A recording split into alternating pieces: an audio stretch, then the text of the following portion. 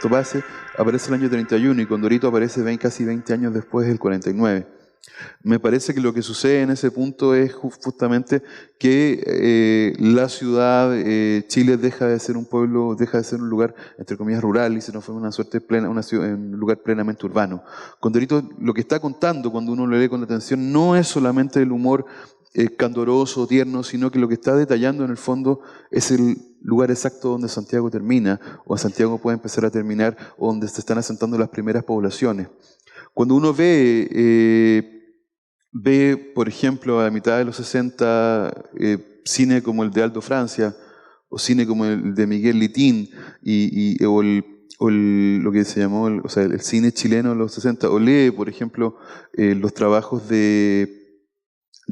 por ejemplo, el José Donoso de los 50 y los 60, que le tiene miedo a la clase popular, el José Donoso de Coronación, el José Donoso de Este Domingo, lo que está viendo justamente en Condorito es el paisaje al cual Donoso le teme. Es el paisaje de un lugar que en el fondo está apareciendo en la sociedad chilena, que está tomando consistencia en la sociedad chilena, que está transformado en un espacio que, repito, es precario, está hecho de modo casi como de patchwork, es muy radical, y que Pepo está detallando, está haciendo de cronista sin querer hacerlo.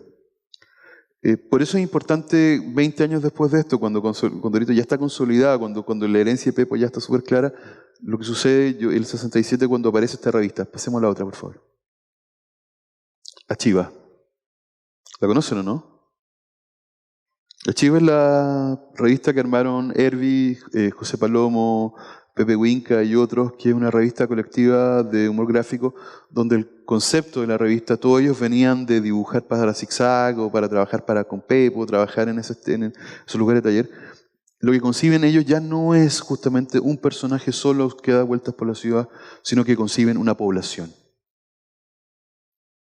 Cuando yo leo los trabajos de La Chiva, que yo creo que es tal vez la historieta chilena más importante, una de las historietas chilenas más importantes de la segunda mitad del siglo XX, si no la más, lo que tengo es un trabajo colectivo, que está en pleno sentido con su época, que está en pleno sentido con su lugar, que está justamente haciéndose preguntas respecto no solo a la condición del oficio de la historieta, sino cómo esa historieta debe representar la sociedad. Pasemos a la próxima, por favor. La Chiva, revista Humor y Horizontal. Otra, por favor. Acá ya no aparece, en estas imágenes, ya no aparece solamente un personaje, ya no es humor, sino es el reflejo de una comunidad. Pasemos a la otra, por favor. Miren. Y cuando yo veo La Chiva, cuando yo veo los trabajos de Herbi, de Pepe Cuinca, de Palomo, que van a dibujar todos juntos la misma historieta, como si uno dibujara un personaje y otro dibujara otro, lo que tengo es fundamentalmente el hecho de que esa imagen de la casa donde hay ropa colgada, que es absolutamente neutra, pero que es absolutamente chilena o latinoamericana en el contexto del trabajo de Pepo, acá adquiere nitidez, acá adquiere espesor, acá adquiere detalle. Los Chamullos es un barrio como el suyo. A pesar de eso, cualquier semejanza con personas, instituciones o cosas es casualidad. Los personajes de esta historia no tienen nada que ver con la fantasía y cualquier parecido con gente viva, muerta, con gripe, es cosa del destino. A sus órdenes, Pancho Moya, cesante. Pasemos a otro, por favor. Este es el dibujo que José Palomo hace de los personajes de La Chiva o del colectivo de La Chiva 20 o 30 años después.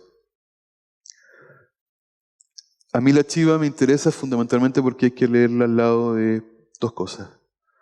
Hay que leerla al lado de discos como La Población de Víctor Jara y leerla, por ejemplo, en literatura al lado de los primeros libros de Antonio Skármeta. Es por primera vez en el caso de la historieta chilena la construcción de una ciudad y la construcción de una comunidad sin caricaturas vistas de modo vertical, donde hay un énfasis en lo colectivo y donde hay una pregunta sobre cómo significa o cómo se construye lo colectivo en el campo político chileno de finales de los 60 y principios de los 70. Cuando yo veo los trabajos de Herbi o veo los trabajos de Palomo y veo estas viñetas, pasemos a otra, por favor.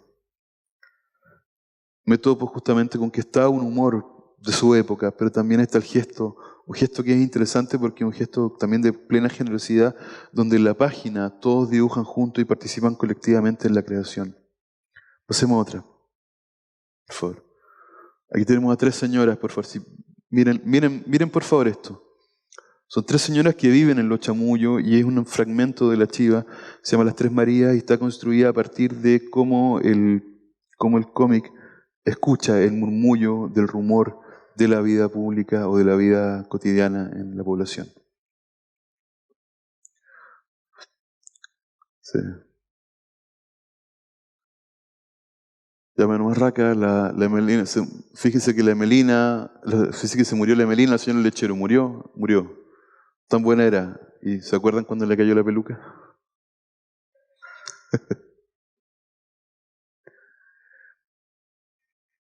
¿Qué es lo que están recogiendo este trabajo? ¿Qué es lo que estás viendo este trabajo que es de Palomo? Está construido a partir de algo que en el fondo no aparece casi nunca en la historieta.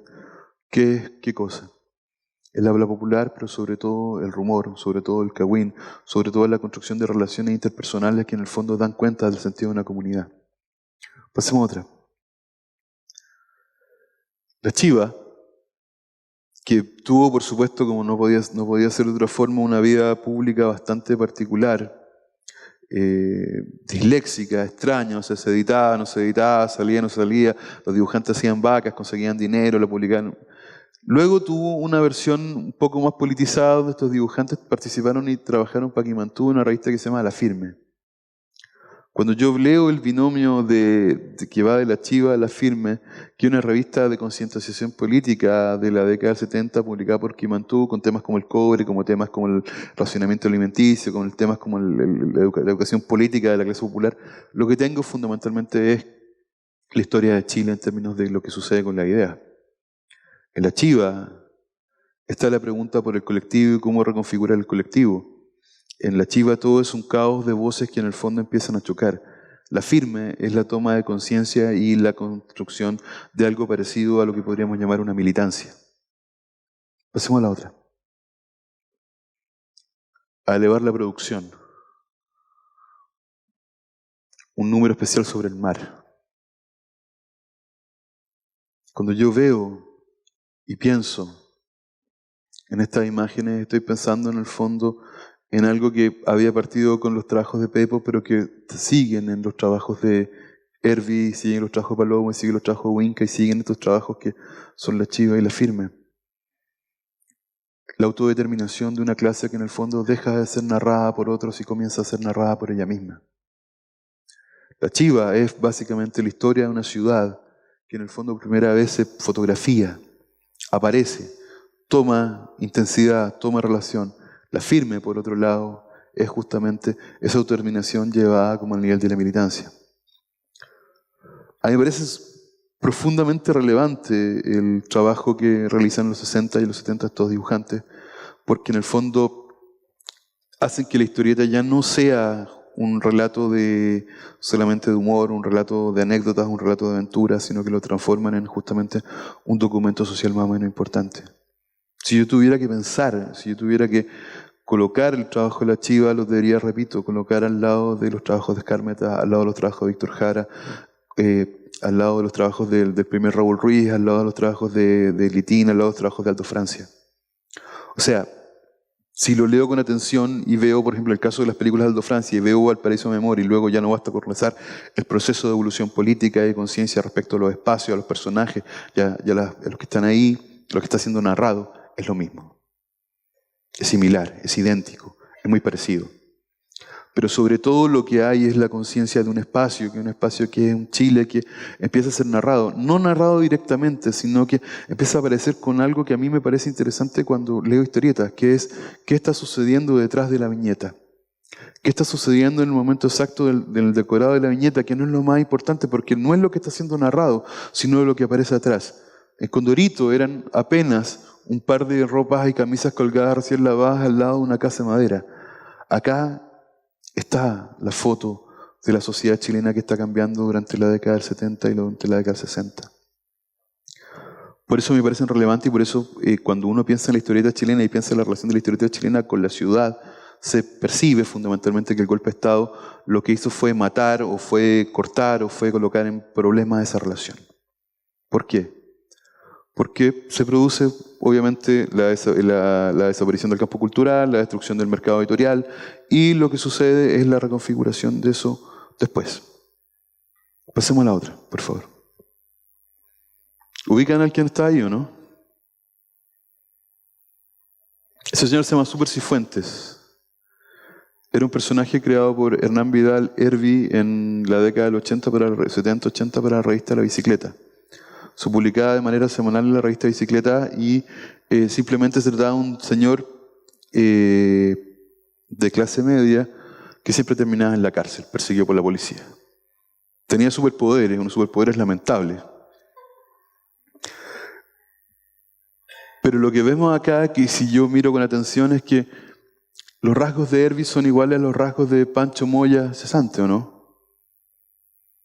Es como si Pancho Moya hubiese envejecido 10 o 15 años. Son los años que han pasado desde que se publicó La Chiva y fuera un señor de mediana edad que está justamente en una crisis en una ciudad como la Santiago de los 80 que ha sido descrita en textos como, repito, Lumpérica o El Paseo Humada de Enrique Lin o, por ejemplo, en películas como, no sé, como la primera película de Justiniano, y aparece acá con absoluta claridad, ¿o no? Por favor, la otra.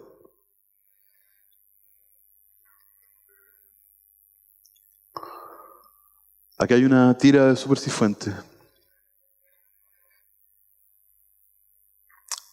Quiero que miren esta página, porque si yo miro con atención esta página, comprendo también cómo funciona, o podría empezar a aprender cómo funciona el mercado editorial de la época. En un mercado editorial jibarizado, destruido, colapsado, en crisis, con censura, donde los dibujantes y los historietistas no tienen espacio para narrar, a Hervey no le queda otra que transformar la página en una saturación absoluta de imágenes.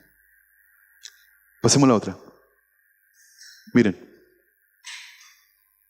Una página de... ¿cuántas? 12 viñetas llenas de texto, donde además se narra una historia. ¿Qué está construyendo Hervey? Hervey lo que está haciendo con este texto, con esta historieta, está contando la crónica diaria de lo que significa ser historieta en Chile, pero no está contando solamente con la aventura o la desventura de Super Cifuentes, donde nuevamente el paisaje de Super Cifuentes es Santiago de la época. Miren a los carabineros de ahí, en el borde inferior derecho. Sino que también la página está hablando justamente de esa precariedad de espacio donde él tiene que resolver en una pequeña página en blanco una historieta completa que debería haber durado 5 o 6. Pasemos a la otra.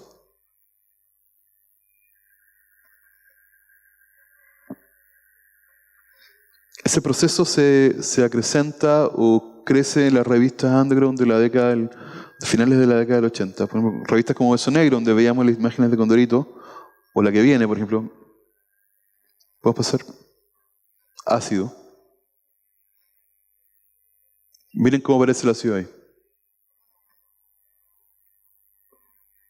Esta es una imagen del dibujante Gonzalo Martínez, que ha tenido, yo creo, 12 años de edad en ese momento.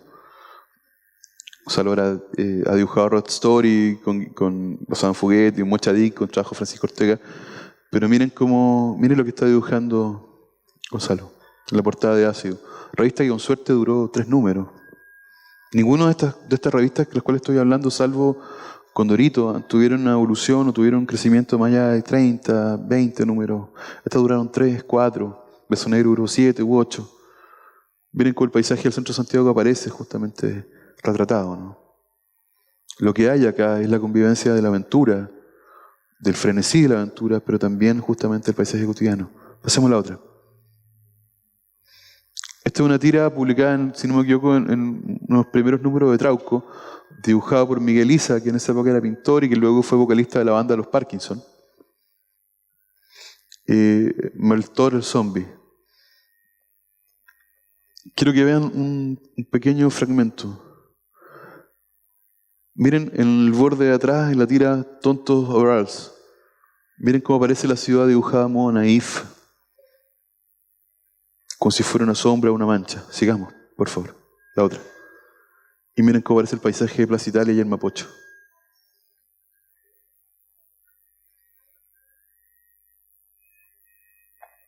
Uno podría contar o establecer una pequeña poética si yo comparo ese lo chamullo que Hervey y la gente de la Chiva dibujaba con absoluta precisión y estas manchas o este trabajo absolutamente con deseo de ser naif o deseo de ser mucho más expresionista de Isa.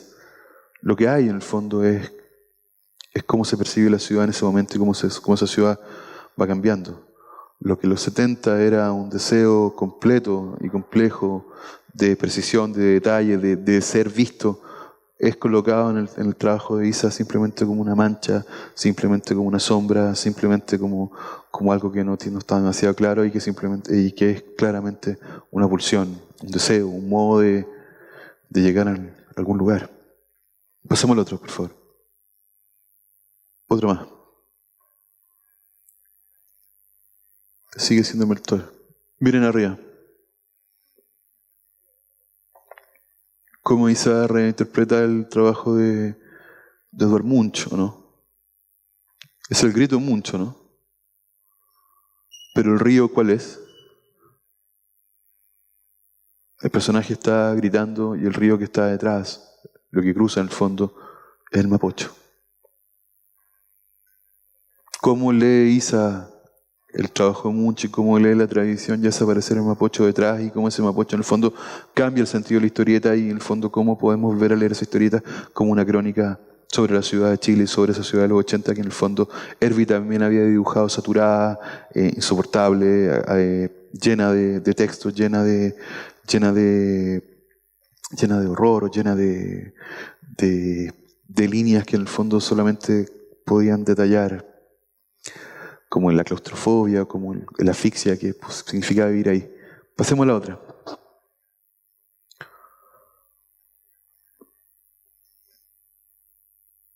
Esa es la portada del álbum recopilatorio de Checho López y Martín Ramírez. El subtítulo es Retrato cotidiano de Chile de la Transición. ¿Han visto los 80, me imagino, no? O sea, Checho López es el padre espiritual de Juan Herrera de los 80. Checho López se empieza a publicar en Trauco número 1 y cuenta la historia de un funcionario público, que alguien trabaja en una oficina, lo echan del trabajo y se transforma en un cesante y da vueltas por el Chile del periodo. Le pasan cosas muy divertidas, pero le pasan cosas muy atroces. Entre las cosas divertidas está haber participado en el caso de la UA envenenada, ser candidato presidencial, etc. Y entre las cosas atroces, cuando Checho López cobra como fuerza, cobra profundidad, es cuando se vuelve una obra realista. Está enamorarse de una chica que baila en un topless, que además se prostituye, él mismo volverse adicto como al flunidazepam, y es una cosa así escandalosamente terrible. Yo seleccioné para efectos de ahora algunas imágenes de una historieta que alusiva a un 18 de septiembre. Pasemos a la otra. Otra, por favor. Y es donde López se levanta, se da cuenta que es 18 de septiembre y vemos el paisaje de Santiago. Otra, por favor. Ahí está el humor, por supuesto, donde hay alguien persiguiendo un perro para hacer el asado del 18. Eso dice, y quiero que... A mí la precariedad del trabajo de Ramírez siempre me llama la atención y me gusta. Fíjense cómo el lenguaje. Epa, amigo, ¿qué le pasa con el pobre Quiltro? ¿Y de dónde queréis que saque la carne para el asado? ¿Queréis que el bistoco me va a caer del cielo? Ramírez escribe él mismo el texto en la viñeta y en el fondo no es un gran tipógrafo. Entonces le queda casi como una anotación oral y justamente una de las gracias de López, del personaje, es el registro de ese lenguaje oral con una claridad que justamente tiene que ver con esa inmediatez que el texto que pone ahí muy bien. Sí, por favor, la otra. Sigamos, otra más. Grecia, las fondas. Oiga, amigo, me avisa la fonda, ya, pero sin mandarse la huitreada en la máquina. O sea, una frase que no podría haber aparecido jamás en Condorito. Y tampoco podría haber aparecido en la Chiva, porque en la Chiva el manejo del humor era un manejo mucho más, no sé si sofisticado, pero mucho menos directo. Y en el caso del trabajo de López, el lenguaje de la ciudad, el lenguaje de la gente está recogido de manera directa, casi como si fuera un documental. Por favor, la otra, gracias. Gran fondo oficial, otra más. Esta cuestión está vacía, la otra. Esto es más rápido. Parrillada, agregado, jarro chicha, pipeña, pisquito, chopito, empanada, anticucho y parrillada de gato. Por favor, fíjense los precios de la época. Jarro chicha, pisquito, chopito. Otra, por favor. Gracias. Otra. Pasémosla. López en la historieta está borracho. Completamente borracho. Y imbuido de algo que parecía llamado espíritu patrio, o la chilenidad profunda, que como ya la llama Marcelo Mellado, lo que hace es invitar a la gente que está mirando a comer en la fonda. Entonces, pasemos a la otra. La gente entra, miren, otra más. Comen, sigamos. Pasemos a la otra. La otra. La gente pide parrillada. Otra más. Ese texto a mí me gusta mucho. Se comieron, bailaron, chuparon y huevearon hasta que les dio puntada. El ritmo de la cueca y la cumbia se perdía entre las carcajadas y el masticar de esas bocas ansiosas. Se derramó generosa la alegría en ese 18 de septiembre, que será sin duda inolvidable. López se duerme borracho. Pasemos a la otra. La gente se va. Sigamos a la otra. Le pasan la cuenta. Y dice, hermana, pensaba en la visionaria llena de fulgor patriótico de O'Higgins cuando soñaba con un Chile soberano, altivo. Sigamos a la otra. Y aquí le cobran la cuenta. Sigamos a la otra. Sigamos con la otra. O sea, no tiene un mango. De una patada en la raja lo tiraron para afuera y no le pegaron más. Porque estaba como piojo de cocido. Sigamos. Estas son las imágenes finales. Puta, ¿qué dirían los padres de la patria? Sigamos. ¿Qué dirían?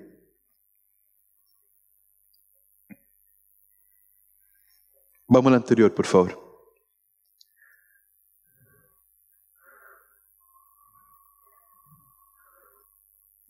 A veces yo pienso que en el trazo de Ramírez están los restos o lo que queda del trazo de los muralistas de la Brigada Ramona Parra de la década del 70. La manera de cerrar los rostros, la manera de dibujar las manos, la manera de colocar los trazos negros sobre el blanco de modo más o menos rotundo.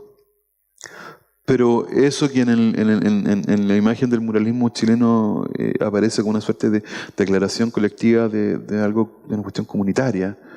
En Ramírez, en Chicho López aparece degradado y está construido en este personaje terminal, simbólico de la identidad nacional y que da vuelta por esas ciudades.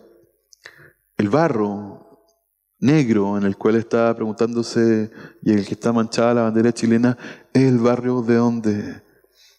Es el barro de las fondas del Parque O'Higgins, o en el caso de Valparaíso, de las fondas de Alejo Barrio, ¿no? Es el barro de qué lugar, es el barro de la nota graciosa que hacen todos los matinales, lamentablemente, o todos los noticiarios, todos los 18 de septiembre, enfocando a los tipos que están borrachos solos y que bailan solos en las fondas. Pero Martín Ramírez, en vez de construir con eso un relato humorístico y sarcástico, construye un relato sobre la identidad nacional, construye un relato sobre la ciudad, construye un relato sobre el habla de la ciudad. Y a mí me parece súper relevante que el habla, en el caso de los trabajos de Ramírez, sea un habla que está construida y que está edificada justamente sobre la base de esa inmediatez. Como en el fondo uno escucha la ciudad. Ramírez no es un dibujante muy eficaz en el sentido de, no es un gran dibujante, pero sí un gran narrador y escucha muy bien, los textos tienen mucho sentido. Y ahí aparece en el fondo el documento del habla de la ciudad de Santiago, de la ciudad chilena de finales de los 80. Y a mí me parece completamente relevante porque en el fondo es una pregunta sobre la identidad y sobre esa ciudad y sobre esos lugares que se va a repetir en otros autores. Pasemos al que viene, por favor. Otro más. Esa es la secuencia. A mí me parece bestial, me parece brutal y me parece profundamente conmovedora. Pasemos al otro. Otra reflexión sobre el espacio público. Esto también está publicado en Beso Negro. Felva, dibujante que trabajaba en ese periodo, dibuja un relato sin palabras sobre un ataque de carabineros a unos neandertal. Pasemos a la otra. Miren.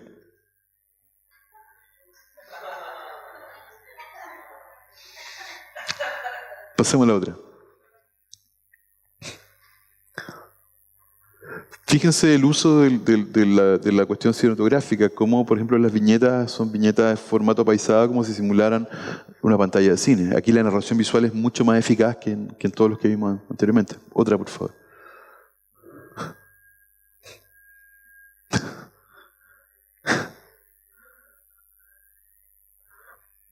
Eso es del 89. O, por ejemplo, esto que me gusta mucho a mí, que se llama... Esto desapareció, esto está perdido, nunca más yo vi nada de este autor. Se llama Blanco y Negro, el personaje se llama Quisco, que era un punky. La historia era muy idiota, pero era un punky que estaba tomando vino en caja con un perro. Es un perro. O sea, a mí me parece increíble. Mira, señorita, el perro está tomando vino en caja. Yo creo que... O sea, a mí me parece que esto es arte, me parece como... O sea, me parece completamente relevante. O sea, yo creo que yo sería feliz si en la literatura chilena alguien colocara una imagen como esta, o llegara, o sea, un perro tomando vino en caja y dice, ¿cómo chupa este quiltro? Cuando uno ve imágenes o cuando ve historietas de este periodo, lo que tiene fundamentalmente es lo más interesante es justamente no solo mirar o leer el relato, sino leer los textos, que son textos en el fondo que ya están construidos sobre la absoluta inmediatez del lenguaje, que no tienen pudor. Es Comic Underground, pero también es otra cosa más. Por favor, la otra. Bueno, ahí están con el perro, siguen.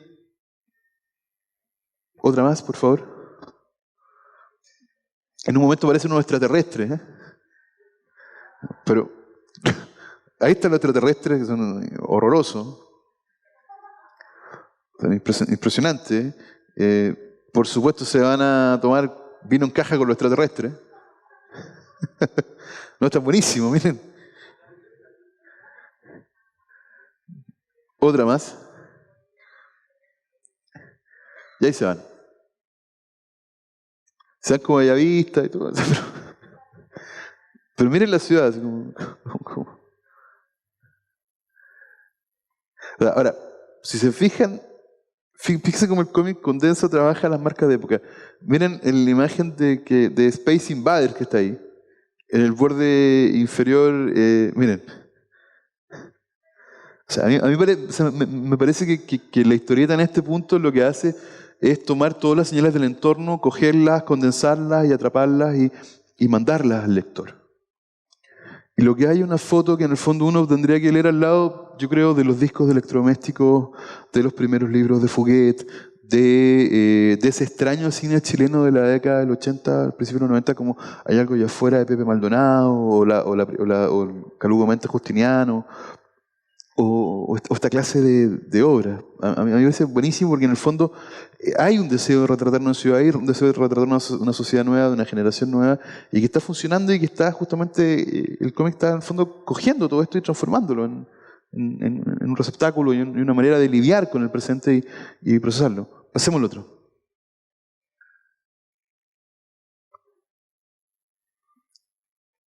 El caso más claro de este ejercicio de las ciudades, y acá empiezo como, no sé si cerrar, pero quiero pensar y colocarlo precisamente en un lugar como Valparaíso, es la tensión entre los trabajos de un autor que proviene del humor gráfico como Lucas. No sé si lo ubican, ¿no? Renzo Pequenino, Lucas, clásico, dibujó el Mercurio por décadas y fue uno de los principales retratistas de Valparaíso. Cuando yo miro Apuntes Porteños, editado por la Universidad de Valparaíso hace bastantes años atrás, y vemos los trabajos de Lucas sobre Valparaíso, voy a empezar a percibir que en el fondo el trabajo de Lucas sobre Valparaíso determina una imagen patrimonial de Valparaíso.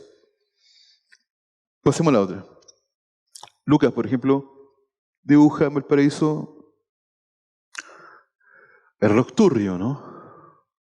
El plan. Pasemos a la otra. La escalera que da de Apolo a Urriola y que luego se transforma en Fischer. Cerro Alegre, ¿no? Eso es Fischer y eso es la bajada Apolo. Sigamos, por favor.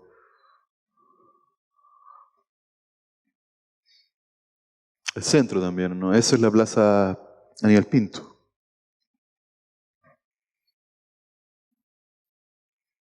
Sigamos, por favor.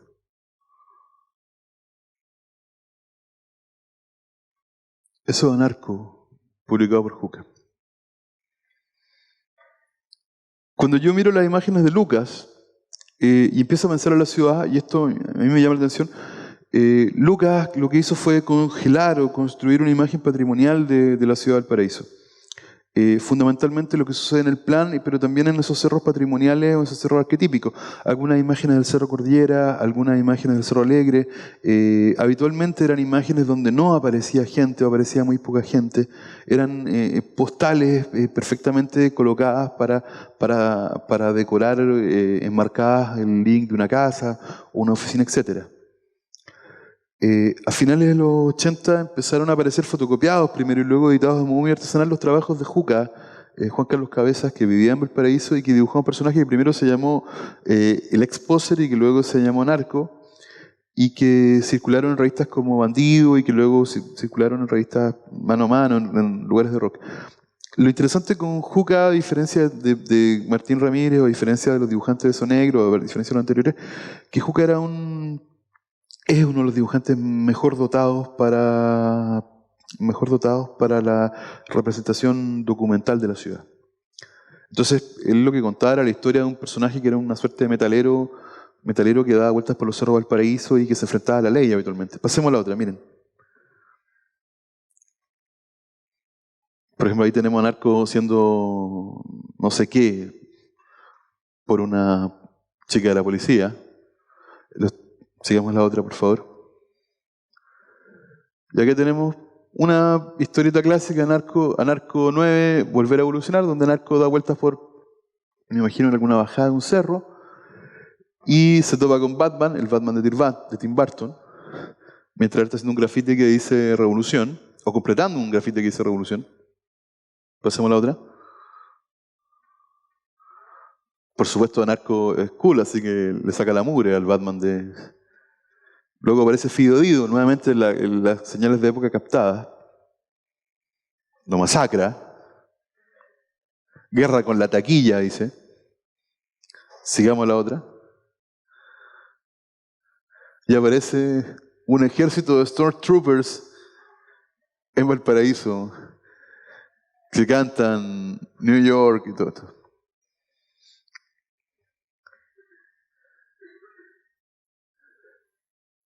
A mí me gusta mucho el trabajo de Juca y me parece un trabajo completamente relevante y me parece un trabajo completamente eh, necesario. Y me gusta fundamentalmente porque Juca, si se... Pasemos a la otra, quiero mostrarles algo. Miren, cuando Juca dibuja Valparaíso no ocupa pincel, sino que ocupa fundamentalmente pluma o rapidograph. Todo el trabajo de Juca está construido sobre la idea del achurado. Estas pequeñas rayitas que él mismo va acumulando para definir a los... Ese achurado, si se fijan, le permite captar la ciudad como nunca la había captado Juca, o sea, Lucas.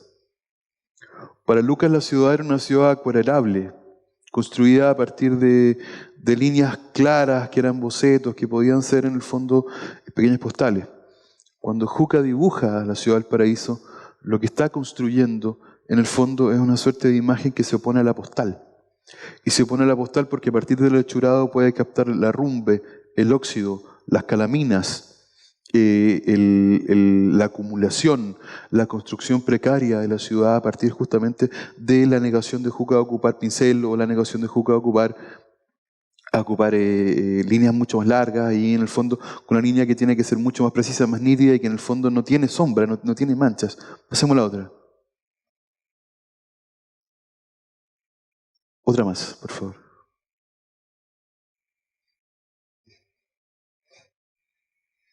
Hay una lógica, hay una idea, hay un trabajo ideológico y un trabajo panfletario, un trabajo de Juca. Pero también piensan en ese achurado que da volumen, ese achurado que es preciso, ese achurado que en el fondo hace que lo que veamos en el trabajo de Juca no sea caricatura. La imagen no está construida de modo abstracto, ni está construida de modo que en el fondo se cierra sobre sí misma, sino que está construida del modo más documental posible, a pesar de que en el fondo sea una historia que pueda ser leída como comedia. Si uno sigue los trabajos de Juca, yo diría a partir de los 4 o 5 años que publicó Historietas de Narco, es un trabajo que a mí me parece muy impactante porque Juca deja de ser un dibujante muy divertido y se transforma en un paisajista. Se transforma en un paisajista que está en el reverso del modo que Lucas tenía de enfrentar la ciudad. Pasemos a otro, por favor. Otro más. Los cerros, sigamos otro. Otro. Otro más. Pasemos al siguiente.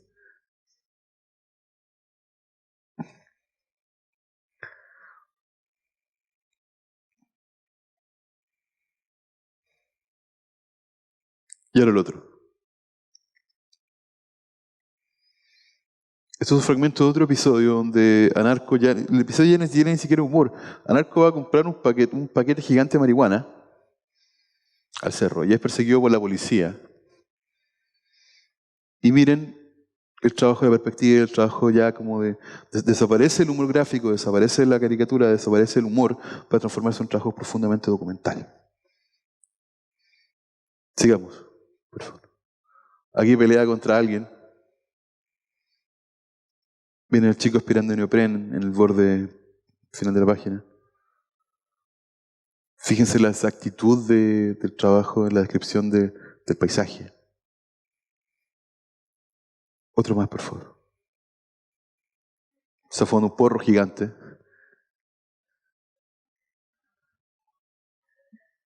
Otro más. Los que vieron Valparaíso se han acordado de estos buceos, ¿no? Pero miren acá como, repito, el achurado, la ausencia de pincel, la ausencia de mancha, permite justamente captar la naturaleza del bus, la naturaleza de ese metal viejo en el cual se construían ese transporte que en el fondo funcionaba en Valparaíso. El cómic sirve para transformarse ahora como una especie de ejercicio de memoria de algo que ya desapareció. Pasemos al otro. Y esto es lo relevante.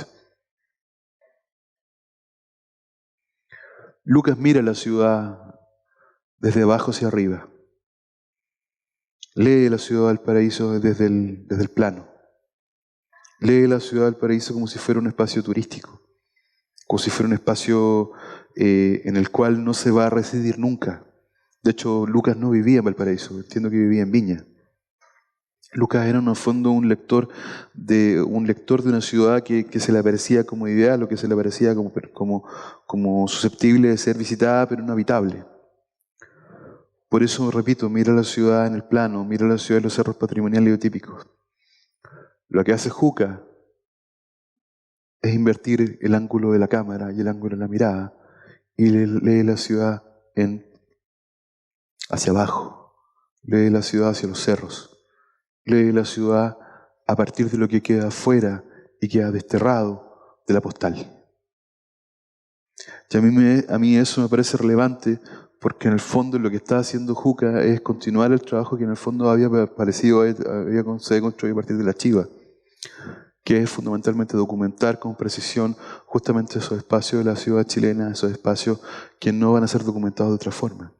Juca construye o parte escribiendo una historieta de rock, pero termina documentando un Valparaíso que en el fondo no ha sido o no había sido narrado hasta ese momento.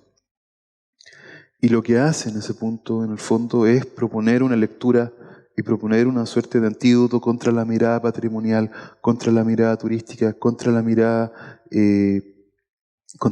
exótica del turismo miseria, que en el fondo podía haber explotado Lucas en su imagen del Cerro Cordillera, que son preciosas, en su historia oficial de Valparaíso. Esto es la historia no oficial de Valparaíso. Esto es lo que no vemos de la ciudad. Esto es lo que sucede de la avenida Alemania hacia arriba y que aparece en los trabajos de Juca documentados de modo claro y absolutamente intolerable e insoportable. Y es súper interesante que en el fondo en un punto Juca haya dejado de dibujar estas historietas, porque en el fondo yo creo que ya como lector, como lector de esa ciudad, ya no podía llegar más. Había pasado de las primeras historietas donde era una historieta, eran profundamente cómicas, absolutamente groseras, absolutamente paródicas. Hay una historieta de Juca donde van y casi destruyen a Don Francisco y Sábado Gigante. A mí me gusta mucho. Pero luego su humor desaparece y luego su humor desaparece y Juca se transforma en una suerte de cronista de ese espacio y la ciudad que aparece ahí con más claridad es ese Valparaíso. Entonces la historieta ya no está sirviendo solamente para contar una historia, sino que en el fondo lo más potente, lo más grosso, lo más impresionante de la obra de Juca es justamente cómo la historia empieza a desaparecer y empieza a aparecer la ciudad. Y en el fondo Juca se transforma en el paisajista que revierte y se transforma en el antídoto de esa imagen patrimonial que Lucas ha construido. Pero lo interesante es que mientras esa imagen patrimonial de Lucas queda, porque quedan los libros, ¿dónde hay que rastrear los trabajos de Juca? En librerías de viejos, en internet, en lugares perdidos, etc. A mí me parece completamente interesante el periplo, porque en el fondo son las casas en las cuales habitaba Condorito el año 1949, 1950. Son las mismas casas en el fondo en las cuales Condorito esperaba hacer un negocio tránsfugo que en el fondo no tenía destino. Pero que en el caso del trabajo de Juca son las casas documentadas y documentales de la vida de Valparaíso. Me parece que son las preguntas que empiezan a cerrar este mapa y que yo lo quiero cerrar a partir de otras imágenes. Pasemos a la próxima. Otra más. Cuando Chantal y la gente de Puerto Ideas me propuso estar acá, acepté y me parecía que tenía mucho sentido venir a hablar de esto acá. Pero no lo terminé de armar o no terminé de... había algo que no me cerraba la conferencia y no lo descubrí hasta hace poco, hasta hace un par de semanas, una semana atrás. Que era en el fondo cómo contar la ciudad porque sentía que me faltaba una pieza. Y la pieza que me faltaba eran los trabajos de un dibujante que se llamaba Patricio González, Pato González, era bien conocido. Y González dibujó fundamentalmente, eran los dibujantes más dotados y más potentes de finales de la década del 80 y publicó en Bandido, publicó en Trauco, publicó en Matucana, publicó en todas estas revistas.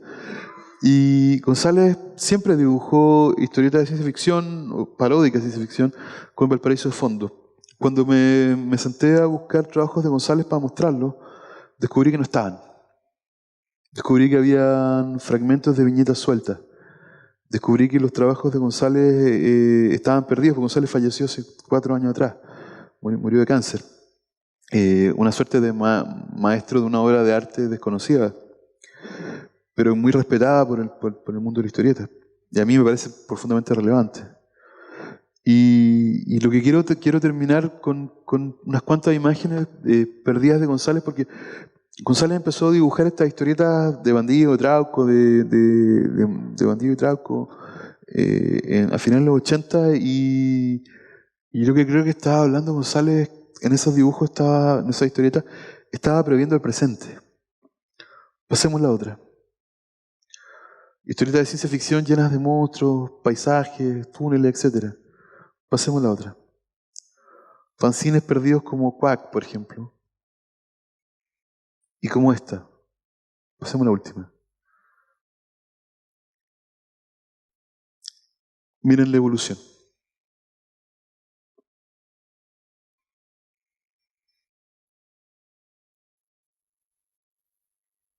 Si yo miro esos personajes que circulan por las ciudades de las cuales hemos hablado, hay muchos más, pero me parece que estos son los más icónicos, podrían ser los más icónicos. Lo que tengo fundamentalmente también es la historia de una suerte de sujeto posible de la identidad chilena, de símbolos posibles de la identidad chilena. El Condorito, el cesante joven que en el fondo enfrenta el futuro y enfrenta una revolución que va por venir, que lo va a definir para siempre y que en el fondo se le presenta como una utopía de futuro. El hombre, el Juan Herrera, el Super Cifuentes agobiado por la dictadura. El tipo al cual la dictadura reventó. Si uno ve la temporada que están dando ahora los 80, o está viendo el proceso simbólico que están sometiendo a Juan Herrera los 80, es completamente paralelo a lo que le pasaba en las historietas al personaje de Chicho López. Las identidades nuevas y perdidas, heterogéneas, del underground. La marginalidad que se transforma en paisajismo. El reverso de Lucas. Hacemos la otra. Y esto. Esto es una imagen, una ilustración de una historieta, una recta historieta de bandido, hecha por Pato González, yo diría como principios de los 90. Parece una historieta característica, parece una imagen característica, parece una imagen. Pero todo lo que tenemos de la ciudad está acá. La construcción de las ventanas del conventillo Valparaíso. El trole. La gente mirando. Creo que hay un ratón ahí. Y lo que hay acá es la utopía de una ciudad por habitar. Y es extraño, pero cuando, y con esto quiero terminar, cuando estaba armando la conferencia me parecía que en el fondo el que estaba describiendo el presente era justamente el Valparaíso de la hora, este Valparaíso saturado, este Valparaíso que está a medio camino de la modernidad o del patrimonio, pero que no es capaz de abandonarse justamente a abandonar su propia tradición y su propio peso y su fuerza de gravedad. Me parecía que González lo estaba describiendo, pero lo estaba describiendo como si fuera una historieta de ciencia ficción, una historieta de horror, una historieta cómica a finales de la década del 80. González estaba dibujando, en el fondo, el 89 lo que estaba pasando el presente. Estaba intuyendo la posibilidad de la construcción de la ciudad como una suerte de museo. Estaba pensando justamente en los ciudadanos, estaba pensando justamente en los fragmentos en los fragmentos con los cuales se edifican las casas, y que en esas casas también, en el fondo, ese público lleno de monstruos, esos ciudadanos eran también monstruos, pero también en el fondo eran maravillas. Atrás está el trole, atrás está la iluminación sombría y crepuscular de una ciudad que en el fondo todavía no sabe cómo definirse a sí misma. Los trabajos de González, repito, están desperdigados, están perdidos. Yo no sé quién tiene, dónde pueden estar esos originales. No hay un libro recopilatorio de él, se han hecho un par de exposiciones, eso sí. Pero me parece que volverlo a ver en el contexto de la historia de la ciudad y la relación de estas ciudades chilenas con la historia me parece relevante. Porque en el fondo González se murió, pero no sé si la palabra era visionario. Estaba pensando justamente en esas imágenes atiborradas de personajes que en el fondo no sabemos hacia dónde se dirigen, ni cómo se relacionan, y algunos son unos demonios, algunos son unos monstruos, pero todos son ciudadanos de una comunidad heterogénea, de una comunidad multicultural, de una ciudad en el fondo que por primera vez yo creo que está siendo narrada desde ese espacio en estos trabajos de González. Me parece que González completa o termina de completar en la ficción que yo acabo de proponer lo que partió Pepo. La nitidez del trabajo y del trazo de González es la oposición a esas dos camisas colgadas en el patio que tenía Pepo y que en el fondo eran todo el decorado, pero nos lanzaban de vuelta al país. Yo creo que si yo tuviera que hablar de las historietas chilenas y las ciudades, quisiera terminar con esta imagen, porque es una imagen que estaba construida el 89, el 90, el 91, que tiene más de 20 años, pero que en el fondo, a mí como lector de historieta y a mí como lector del fondo de la ciudad, no hace más que hablar del presente. Eso quería decir. Gracias.